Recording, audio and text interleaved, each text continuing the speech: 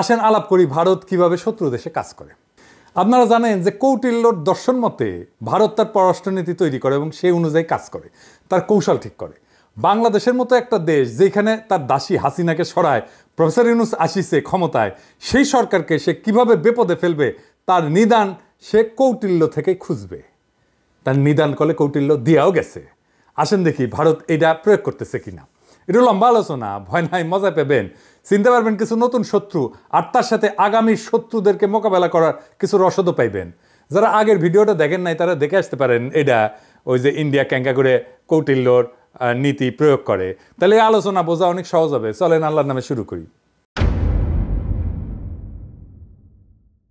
কৌটিল্য তার অর্থশাস্ত্রে গুপ্তচর বৃত্তির একটা আলাদা অধ্যায় রাখছে। এই গোয়েন্দাগিরি বা গুপ্তচর বৃত্তিকে বলছেন গুড়ো পুরুষ। গুড়ো পুরুষ সংস্কৃত বাংলা আর কি। তবে আমরা বোঝার সুবিধার্থে গোয়েন্দা বা টিকটিকি বা রয়্যাল এজেন্ট বা ভারতের দালাল হিসাবে বলবো, একই জিনিস আর কি। কৌটিল্য অন্য রাজার ক্ষেত্রে বা শত্রু রাজার ক্ষেত্রে বা তার দেশে গোয়েন্দা কার্যক্রমের জন্য 4 ধরনের গোষ্ঠীকে মূল টার্গেট হিসেবে বিবেচনা করে। 4 ধরন: ক্রুদ্ধবর্গ, ভীতবর্গ, লুব্ধবর্গ, মানিবর্গ। ভয় পায়েন না, সহজে বুঝায় বলবো। প্রথমে দেখি ক্রুদ্ধবর্গ কারা। এই বর্গের কোন কোন প্রজাতির লোক আছে যাদেরকে ভারত টার্গেট করবে। 1 নাম্বার শত্রু রাজা, মানে ভারতের জন্য যে যারা শত্রুপক্ষ, অর্থাৎ আমাদের অন্তর্বর্তী সরকার, যাদের অর্থ বা টাকা দিবে বলে প্রতিশ্রুতি দিছে কিন্তু টাকা দেয় নাই। যেমন ধরেন জুলাই বিপ্লবে আহত ছাত্র জনতা, তাদেরকে টার্গেট করবে। এই যে আহতরা আইসা যে ঘেরাও টেরাও করতেছে, এটার পেছনে ভারতের হাত থাকতেই পারে। 2 নাম্বার কোনো শিল্প, ব্যবসা বা অন্য সুবিধা প্রদানের বিষয়ে যাদেরকে সুবিধা দেওয়া হয় নাই।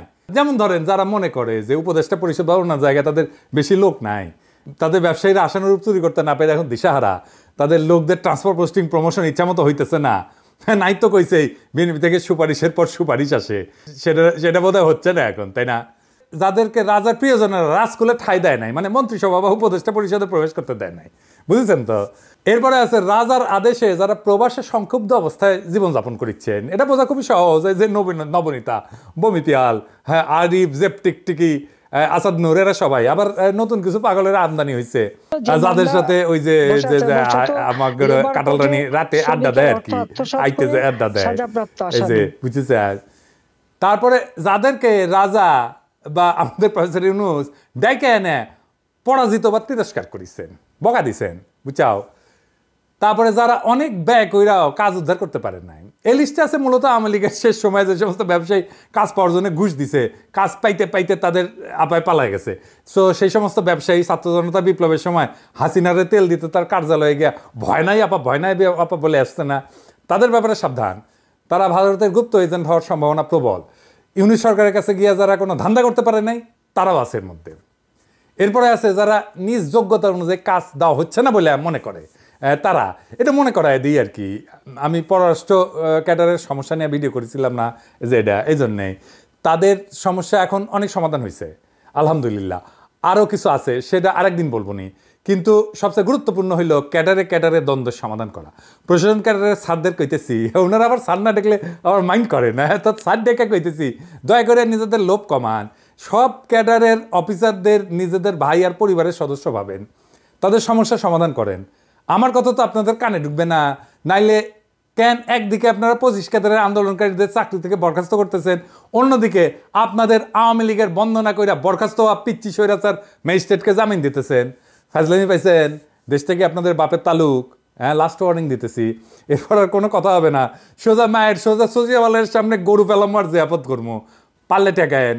সবার নাম লিস্ট করেছি, ধরলে গেলে কাউরে ছাড়ুম না, পুরা 16 বছরের ইতিহাস ধরে টান দিমো। এরপরে আছে যাদেরকে সম্মানজনক পদ বা নিয়োগ থেকে বিদায় করা হয়েছে, তারা। এই লিস্ট নিয়ে বেশি কথা বললাম না, এটা সবার জানা আছে। এরপরে আছে যাকে রাজা তার প্রাপ্য মূল্যায়ন করেন নাই। এই গ্রুপের মূল টার্গেট হইল সেই সব লোক যারা ফ্যাসিস্টের দোষর না, কিন্তু ইউনূস স্যারের সরকার তাদেরকে যথেষ্ট মূল্যায়ন করে নাই আর কি। এই তালিকা কিন্তু অনেক বড়, যেমন ধরেন কথা কামাল এই তালিকার লোক কলে বুঝি চাও, ওর পিছে কলে ইন্ডিয়া লাইন দেবে। এখন ইন্ডিয়ার কাছে অলরেডি সেল হয়ে গেছে কিনা ওটা উই করবে পারবে। আর তারপরে আছে যার স্ত্রীকে শত্রু রাজার কেউ করিছে। হ্যাঁ ভাই ভাই আমি কেউ কিছু করি নাই, আমি কিছু করেছি নাকি পেজে যাও উত্তর টুত্তর দেই আর কি। আপনার ওইটা আপনার অন্দরমহলে গর্ব সঞ্চার করেছে, কেস খলে জটিল লাগিচ্ছে বুঝছাও। এরপরে হইতেছে যাদেরকে কারারুদ্ধ করা হয়েছে তারাও এই গোত্রে যোগ দিবে। দেখেন এখন জেল থেকে যারা সিরকুট লেখে, ফেসবুকে স্ট্যাটাস দেয়, এই গ্রুপকে ভারত এখন অ্যাক্টিভ করতেছে। তাই আমাদের এদের বিষয়ে সাবধান থাকতে হবে। এরপরে আছে বিনা বিচারে অন্যের কথা শুনে যাকে দণ্ডিত করা হয়েছে বেইনসাফি করিয়া। আমি আন্তর্জাতিক অপরাধ ট্রাইব্যুনালকে, আমার মহামান্য সুপ্রিম কোর্টকে অনুরোধ করব, দয়া করে কারো প্ররোচনায় কাউকে বিনা বিচারে সাজা দেবেন না, বেইনসাফি করবেন না। প্রত্যেক অভিযুক্তের ব্যাপারে খোঁজ নেন, তাদের ব্যাকগ্রাউন্ড চেক করেন, যদি দোষী হয় সাজা দেবেন অবশ্যই। অনেক ভালো লোক আছে যারা কিছুই করে নাই কিন্তু তাদেরকে হয়রানিমূলক মামলা দেওয়া হইতেছে। এই বিপ্লবী চেতনার নাম কইয়া কেউ যেন তাদেরকে ফাঁসিয়া দিতে না পারে, এটা একটু দেখবেন। পুলিশ বাহিনী আপনাদেরকে বলতেছি, আপনারা আওয়ামী দুর্বৃত্তদের কোনো মামলায় বাজ বিচার না করিয়া ঢুকাইতেছেন। আপনাদের বললে বলেন স্যার এটা তো দুর্বৃত্ত, এর মামলায় ঢুকাবো না। মামলায় ঢুকাবেন, অবশ্যই ঢুকাবেন, কিন্তু হাওয়াই মামলায় না। সে যদি দুর্বৃত্তই হয় তার দুর্বৃত্তপনা খুঁজে বের করেন, সেটা ডকুমেন্ট করেন, তারপরে মামলা দেন সেটার ভিত্তিতে। খাইটা খান্ডারে ভাই, সত্যের পথ, ইনসাফের পথ, এটার কোনো শর্টকাট নাই। ভুয়া মামলা দিয়েন না, ভুয়া মামলায় খালাস পাওয়া যাবে দুর্বৃত্ত। আর যদি ভুয়া মামলায় শাস্তি হয় তাহলে আপনি মারাত্মক বেইনসাফি করলেন, আর পুরা জাস্টিস সিস্টেমকে একটা বেইনসাফির পাঠ করে ফেললেন। এটা একটা সমাজের জন্য, একটা রাষ্ট্রের জন্য খুবই মারাত্মক একটা অন্যায়, একটা মারাত্মক একটা ভ্রষ্টতা, এটা মাথায় রেখেন। এরপরে আছে যাদের সর্বস্ব অপহরণ করা হয়েছে, আমি জানি না কাদের সর্বস্ব অপহরণ করা হয়েছে, তবে এই কাজে অন্তত বিপ্লবের পক্ষের কেউ কোনোদিন করবে না। অন্য কেউ যেন এই কাজ করতে না পারে সেদিকে আমাদের সজাগ দৃষ্টি রাখতে হবে। আর হইতেছে যাদের পরিবারকে স্বদেশ হইতে নিষ্কৃত করা হয়েছে, এই কাজে যোগ দিবে আওয়ামী লীগের সেই নেতাদের পরিবারের সদস্যরা যাদের কুকর্মের কারণে জনগণের দৌড়ানি খেয়েছে, দেশ ছেড়ে ভাগছে। তাদের জায়গায় তাদের প্রক্সি এজেন্ট হিসেবে কাজ করবে তাদের পরিবারের সদস্যরা বা পলাতক সদস্যরা। তো কৌটিল্য মতে এই গোত্রের লোকদের ভারত যে একটা কথা বলবে, কি বলবে জানেন? সে বলবে যে প্রমত্ত হাতি যেমন সামনে জাপায় তাই নষ্ট করে, তেমনি এই অন্ধ রাজা মানে প্রফেসর ইউনূস রাজনীতি করার যোগ্যতা হারাইছেন। অজ্ঞ মন্ত্রীদের দ্বারা পরিচালিত এই রাজা মানে প্রফেসর ইউনূসের সরকার সবাইকে শেষ করে দেওয়ার জন্যই উদ্যত হয়েছে। এই বইলা ভারতের গোয়েন্দারা বলবে যে এই রাজার প্রতি আপনারা অনাস্থা তৈরি করেন, না হলে এই রাজা মানে প্রফেসর ইউনূসের সরকার আপনাদের ক্ষতি করবে। এখন কি আপনারা এই ক্যাম্পেইন, প্রফেসর ইউনূসের ক্যাম্পেইনের সাথে এই কথাগুলোর মিল খুঁজে পান? কাদের সাথে ভারতের এনগেজমেন্ট হয়েছে বুঝতে পারবেন এখন আমার কথার সাথে মিল করে করে যদি খুঁজেন, তাহলেই বুঝবেন কার সাথে ভারতের এনগেজমেন্ট হয়ে গেছে। এরপরে আছে ভীতবর্গ। আসেন দেখি এই ভীতবর্গ কারা। কৌটিল্য মতে এই গোত্রেও কয়েক ধরনের লোক যুক্ত হবে। এক নাম্বার হইতেছে যে ব্যক্তি নৃশংস কর্ম করিয়া নিজেকে দূষিত করছেন। এদের চেনা খুব সহজ, এরা আওয়ামী লীগের ফ্যাসিবাদের দালাল, পুলিশ প্রশাসন, সামরিক বাহিনীর সদস্যরা, ডিজিএফআই, তারপরে এনএসআই, তারপরে বিজেপি, তারপরে ধরেন আওয়ামী যুবলীগের গুন্ডারা। এরা ভারতের দালালের মতো এই দেশের ক্ষতি করার চেষ্টা করবে যেন প্রফেসর ইউনূসের সরকার ব্যর্থ হয়। এরপরে আছে যে ব্যক্তি ভারতের শত্রু রাজার দ্বারা অত্যাচারের শিকার হয়েছে, মানে যে সমস্ত জেলবাসী, হ্যাঁ ভারতবাসী এবং প্রবাসী আওয়ামী দালাল আছে যারা দেশে ফিরতে পারতেছে না, তারা সবাই ওই গোত্রের আওতায় আসবে। এরপরে আছে যে ব্যক্তির পাপ কর্ম প্রকাশ করা হয়েছে। এই তালিকা করলে অনেক বড়, যাদের পাপ প্রকাশিত হয়েছে তারা সবাই এই শত্রু গোত্রে পড়বে। 5ই আগস্টের পরে এদের বিষয়ে আরও তথ্য প্রকাশ করা দরকার ছিল, তাই এই তালিকায় সবাইকে চোখে চোখে রাখতে হবে। এই তালিকায় যারা আছে, যাদের তথ্য প্রকাশিত হচ্ছে, আমার কাছে টেরাবাইটের পর টেরাবাইট ডাটা আছে। কোনো অলিগার, কোনো ব্যবসায়ী প্রফেসর ইউনূসের সরকারকে বেকায়দা ফেলার কাজ করলে তাকে করলে ধরবো, ওটা দিয়ে আজ আমার ক্ষুদ্র ভ্রাতার ভগ্নীরা কবে দাদা আজ কোনো বিশেষ ক্লিপ শোনাবেন না? শোনাবো খুশি করে দেবনি এপিসোডের শেষে। যাই হোক, আসেন আলাপে আসি। এরপরে আছে তারা যে ব্যক্তি সমান অপরাধকারীকে সাজাপ্রাপ্ত হইতে দেখছে এবং ভীত যে তার সে মনে করতেছে আমারও তো এই সাজাটা হবে। এই তালিকায় কারা থাকতে পারে জানেন? যাদের ধরা হয়েছে এবং তারা একই অপরাধ করেছে। ধরেন এমপি ধরা হয়েছে, হাসিনার এমপি, 900 ভোটের এমপি। এখন 900 ভোটের এমপি যারা আছে তারা সবাই এই তালিকার যাবে। আর আন্তর্জাতিক অপরাধ ট্রাইব্যুনাল থেকে রায় যখন আসা শুরু হবে, কার্যকর হওয়া শুরু হবে, তখন এই তালিকা বড় হবে। গোয়েন্দা সংস্থাগুলোকে এদের দিকে কড়া নজর রাখতে অনুরোধ করতেছি। একই সাথে জেল কর্তৃপক্ষকেও বলতেছি, কয়েদি মানে কয়েদি, ওরা দেশের মানুষের শত্রু, খাতির করা বন্ধ করেন। ফারুক খান কেমনে মোবাইল পায় আর ফেসবুকে স্ট্যাটাস বানায়, যদি সত্য সত্য ফারুক খান নিজে ফেসবুকে স্ট্যাটাস দেয় তাহলে ওই জেলারে সরাইতে হবে, ওই কারাগারের দায়িত্ব থাকা সবাইকে প্রত্যাহার করতে হবে, বিভাগীয় শাস্তির ব্যবস্থা করতে হবে। এরপরে আছে যে ব্যক্তিকে সাজা প্রদান করা হয়েছে, এটা তো জানেনি, এখনো সাজা হয়নি কারো, হবে, তারাও এই গ্রুপে আসবে। এরপরে আছে যে ব্যক্তি সকল সরকারি দপ্তরে প্রভাব বিস্তারের সক্ষমতা রাখে, যাদের টেকা আছে, অ্যাক্সেস আছে সরকারের নানা দপ্তরে। ভাইবা বলেন তো ওয়াকার সাহেব এই সেক্টরে পড়ে কিনা? হ্যাঁ, বুঝেছাও। এরপরে আছে যে ব্যক্তি সহসা অনেক অর্থ সঞ্চয় করছে, এমন লোক হইল ভারতের আদানি, সে রয়ের ইশারায় কাজ করে। আর আপনারা জানেন বাংলাদেশে এমন অনেক ব্যবসায়ী আছে, যেমন ধরেন সামিট, বেক্সিমকো, এসালোম, এনার্জি প্যাক, এই সমস্ত কোম্পানি আওয়ামী লীগের সময় ফুলে ফেপে উঠছিল, তাদের দিকে খেয়াল রাখতে হবে, তাদের বিদেশে যাওয়ার উপর নজর রাখতে হবে। আর সাথে আছে ওই যে দোয়া পলক আছে না, আর বোতল জয়ের সামসা, কিছু আইটি কোম্পানি, এদেরকে জয় বাংলা করে দিতে হবে। আগে যে সমস্ত কর্মকর্তা A2I কাজ করেছে, তা সরকারি হোক আর বেসরকারি হোক, সবাইকে বের করে দিতে হবে। এরা সবাই ভারতের তথ্য পাচারের সাথে জড়িত, এরা সবাই ভারতের সুপ্ত গোয়েন্দা, এদের নিয়ে আর যাই হোক নতুন বাংলাদেশ হবে না। এবার আসেন গোপন গুরুত্বপূর্ণ কল রেকর্ড শোনাই দরবেশ বাবা, শুনেন। হ্যালো হ্যালো, আসসালামু আলাইকুম স্যার। ওয়ালাইকুম। স্যার তোহা বলছি রিভ্যালুয়েশন ভিউয়ার্স লিমিটেড থেকে। স্যার আমি কল করেছি আপনাকে আমাদের কোম্পানির পক্ষ থেকে। স্যার আচ্ছা, দরকার নেই। হ্যাঁ শুনেছেন, হ্যাঁ এটা গুরুত্বপূর্ণ না মনে হইতেছে না? আচ্ছা এইটা শোনেন। হ্যালো, আসসালামু আলাইকুম। আসসালাম। আমি বিএ মিডিয়া থেকে শ্রাবণী বলছি। হ্যাঁ, বিএ মিডিয়া থেকে শ্রাবণী বলছি। হ্যাঁ, আমরা সারা বাংলাদেশে বিয়ের জন্য পাত্রপাত্রীর সন্ধান দিয়ে থাকি। কি সেক্ষেত্রে আপনার সারা বাংলাদেশে বিয়ের জন্য পাত্রপাত্রীর সন্ধান দিয়ে থাকি। এটা আমার দরকার নেই। হ্যাঁ দেখেছেন, বুড়া বিয়ে করবি না, ওই মনে হয় আগেই বুঝেছিল জেলত থাকা লাগবি, নতুন বউ ফেলায়, না হলে কেউ ইনকা করে বিয়ার পয়গাম ফেরায় দেয়। এই মায়েগুলা যে ফোন দিছে না দরবেশ বাবা, ইনকা করে এগোরে এনা খুঁজে বের করেন আর হামাক এনা ফোন দেওয়ার ব্যবস্থা করেন। হ্যাঁ এগুলো আমার চোখে পড়ে না। আর যাই হোক, এরপরে আলাপে আসি, শুনেন। এরপরে আছে তারা যারা অন্যের জমি নিজের দখলে রাখছে। এই তালিকায় কি আর বলবো, কে নাই? প্রশাসন ক্যাডার নিজেদের আবাসন করেছে, জুডিশিয়াল সার্ভিস করেছে, জমি দখল করেছে, আর দালালিকে প্রাতিষ্ঠানিক রূপ দিছে, পুলিশ করেছে, সেনাবাহিনী করেছে, আর ওই যে জলছিরি করেছেন না আবাসন, কিভাবে করেছেন তাহলে আমরা জানি। হ্যাঁ, তো সেনাবাহিনীর একটা ইউনিটের দায়িত্ব ছিল এই আবাসন তৈরি করার, যারা একমাত্র ভোগকারী সেনাবাহিনী। আর কিছু চিহ্নিত ভূমিদস্যুদের দিয়া আপনারা মানুষের জমি দখল করেছেন, খবর করলে আমাদের কাছে আছে। একই কাহিনী পুলিশের হাউজিং সোসাইটিতে, সবাই মাফিয়াদের সাথে হাত মিলাইছিলেন আর অবৈধভাবে সম্পদ দখল করেছেন। এখন বুঝতে পারছেন তো কেন এত ওদের এত অসহযোগিতা এই সরকারের প্রতি, কেন ওরা চায় যে ফ্যাসিবাদ আবার ফিরে আসুক? হ্যাঁ, লোভ আর সম্পদের ধান্দা। আচ্ছা, এরপরে আছে খুবই ইন্টারেস্টিং ব্যাপার, যে ব্যক্তি রাজকুলের লোকদের আশ্রয় দিছে। ওয়াগার সাহেব নিজেরা দেখা যায় এখানে 5ই আগস্টে কত দুর্বৃত্তকে আশ্রয় দিচ্ছেন, বিভিন্ন রাজনৈতিক দলের কেন্দ্রীয় আর স্থানীয় নেতারা কত আওয়ামী লীগ দুর্বৃত্তদের আশ্রয় দিচ্ছেন, আমি আর নাই কইলাম। জামাত বিএনপি দুই দলের যেই নেতাদের নামে আওয়ামী দুর্বৃত্তদের আশ্রয় দেওয়ার অভিযোগ আছে, পাচার করে দেওয়ার অভিযোগ আছে, দেশ থেকে বাইরে করে দেওয়ার অভিযোগ আছে, তারাই আগাম নির্বাচনের জন্য চাপ দিতেছে বক্তৃতা বিবৃতিতে। মিলায় দেখেন নামগুলা, আমি আর কারোর নাম কইলাম না, শত্রু বাড়াইতে চাই না, মিলায় দেখেন যারাই চাপ যে কইতেছে আগাম নির্বাচনের কথা, দ্রুত নির্বাচনের কথা, তারাই এদেরকে আশ্রয় দিছে। আর যে ব্যক্তি রাজার প্রতি আনুগত্য প্রকাশ করতে চায় না, এটা তো আমরা বুঝি যে এই যে ধরেন এই 3 গোষ্ঠীর লোক এই ধরনের আনুগত্য প্রকাশ করতে চায় না, যেমন ডিজি SSF এর বাসায় আওয়ামী লীগের নেতা যদি লুকায় থাকে তাহলে আমাদের সরকার প্রধানের নিরাপত্তার গোপনীয়তা সংরক্ষিত হবে। এখনও স্বৈরাচারের অনেক দোসর আছে যারা ফেসবুকে চলে বলে কৌশলে কাঁঠাল রানী বন্দনা করে বেড়াচ্ছে, এদের চিহ্নিত করতে হবে। সেনাবাহিনী এখনও প্রফেসর ইউনূসের পূর্ণ নিয়ন্ত্রণে না, আমি প্রথম থেকে কয়ে আসতেছি, কিন্তু এটা তারা প্যারালাল ক্ষমতা কেন্দ্র গড়ে তুলছে এবং এদেরকে ইন্ডিয়া টার্গেট করবে।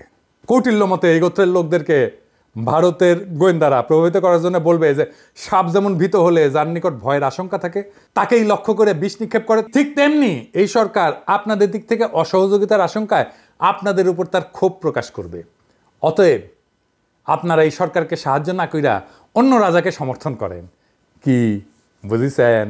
কারা কারা ইন্ডিয়ার খপ্পরে পড়ে বের যাচ্ছে? আমরা ভারতের দর্শন জানি এবং বুঝি। যারা যারা পড়বার যাচ্ছেন তারা আপনাদেরকে আপনার উপকার করতে চায়, লাগলে নিয়েন, যখন মারা খাইবেন তখন কিন্তু পার্টি সং বাজামো, এটা সাহেব শুনে দেন, পার্টি সং ট্যাঙ্কা করে পার্টি সং বাজামো যখন মারা খাবে ওগুলা। এবার আসেন লুব্ধবর্গ, এরা কারা? যে সমস্ত ব্যক্তির অর্থ সম্পদ ক্ষয়প্রাপ্ত হয়েছে, মানে 5ই আগস্টের পর ছাত্র জনতা যে সমস্ত ফ্যাসিস্টের স্থাবর সম্পদের উপর হামলা টামলা করেছে, যারা সম্পদ হারাইছে, তারা সবাই এখন ভারতের দালালে পরিণত হবে, যাদের ব্যাংক অ্যাকাউন্ট ফ্রিজ ট্রিজ করা হয়েছে, বুঝেছাও? এদের দিকে চোখ রাখতে হবে। এই তালিকায় সেনা, পুলিশ, প্রশাসনের সদস্যরাও আছে, সাথে আছে দরবেশ, সোরা কামাল থেকে আওয়ামী লীগের চিহ্নিত কিছু চোর এবং নেতাকর্মী। আর এটা কি, যে ব্যক্তি নারী এবং মদ্যপানে আসক্ত, বুঝেছাও, সব জায়গায় তাছে কলে।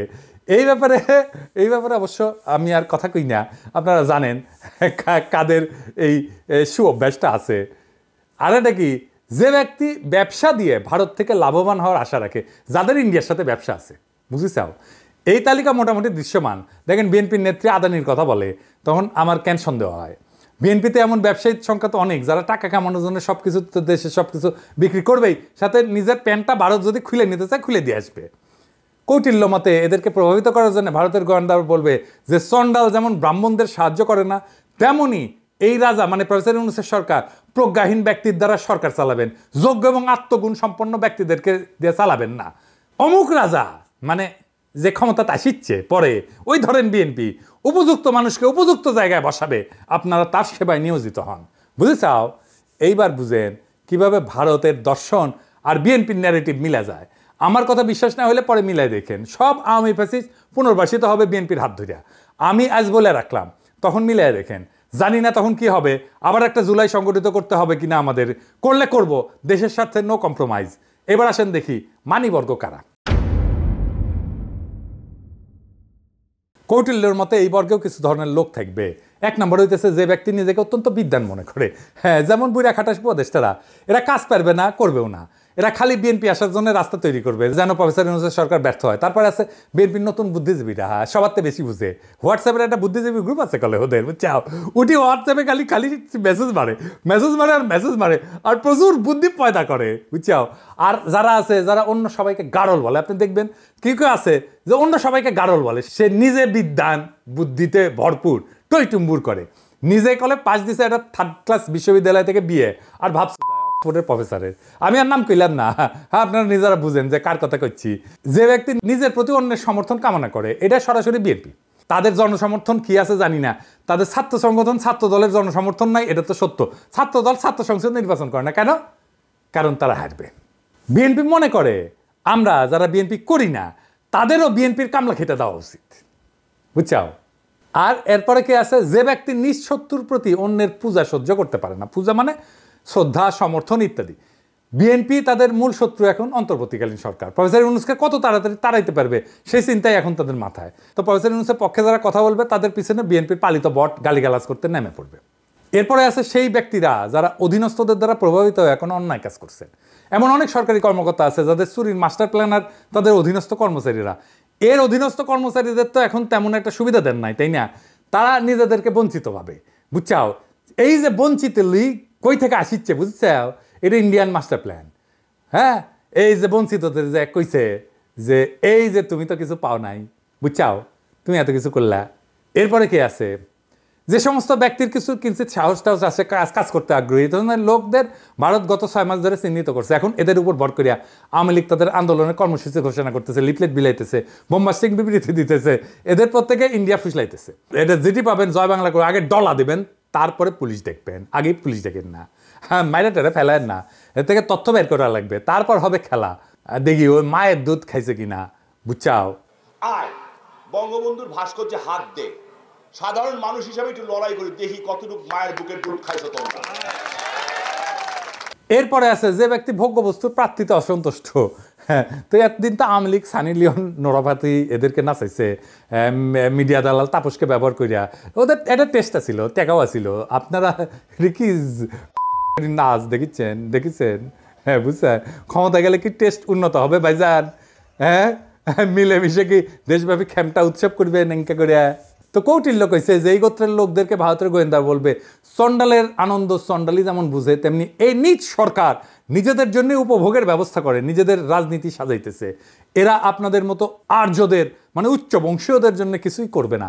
হ্যাঁ, অমুক রাজা মানে যে আসবি ক্ষমতা মানে বিএনপি আপনাদের জন্য সঠিক উপভোগের ব্যবস্থা করবি, নোরাফার থেকে এসে এনে দিবি, আপনারা তার দিকে চলে যান, ব্যাস আর পাইকে বিএনপি লেগে গেল অন্তর্বর্তী সরকারের পিছে, আর মাঝখানে সামে বাড়ি দিয়ে দিল পিনাকিরে।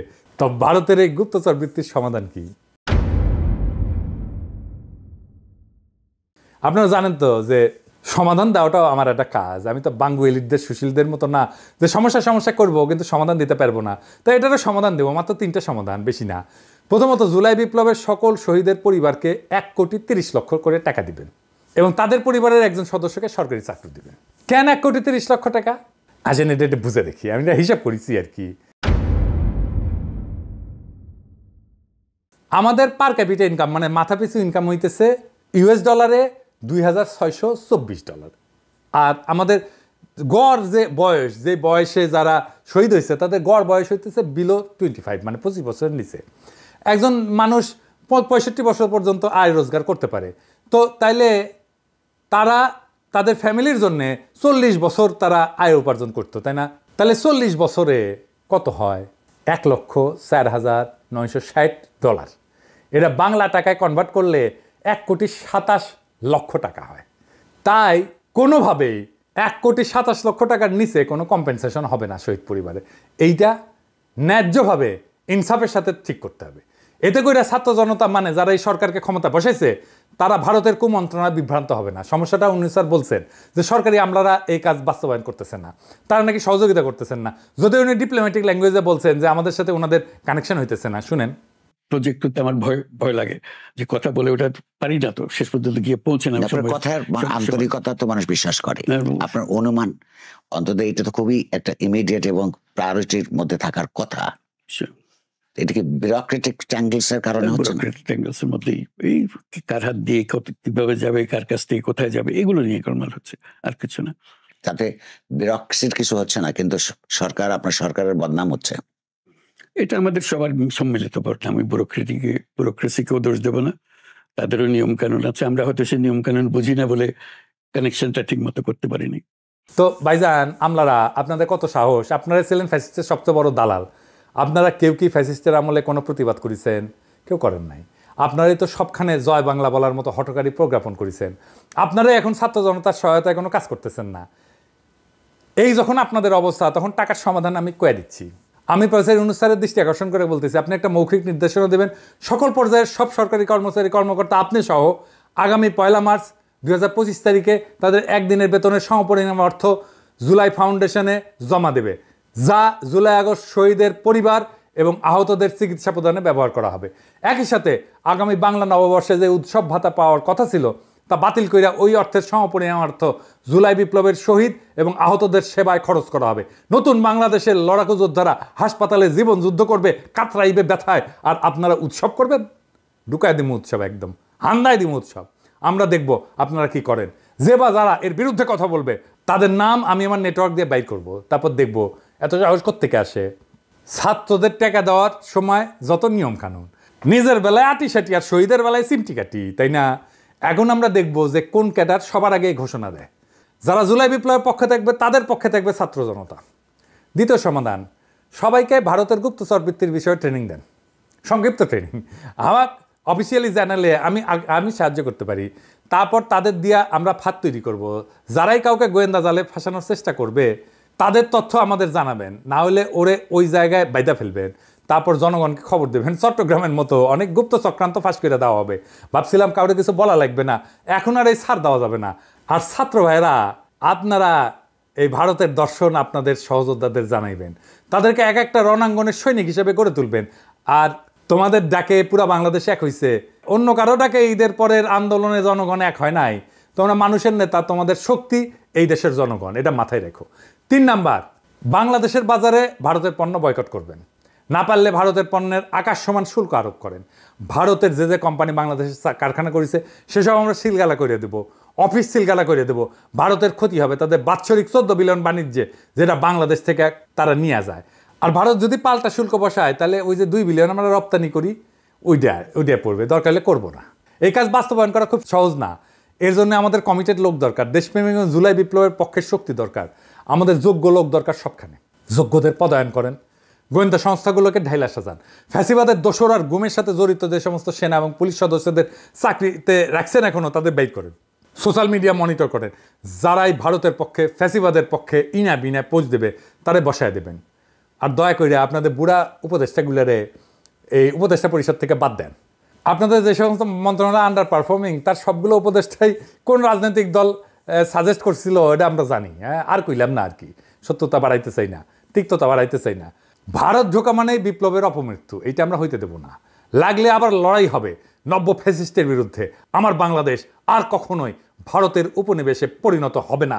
ইনকিলাব জিন্দাবাদ।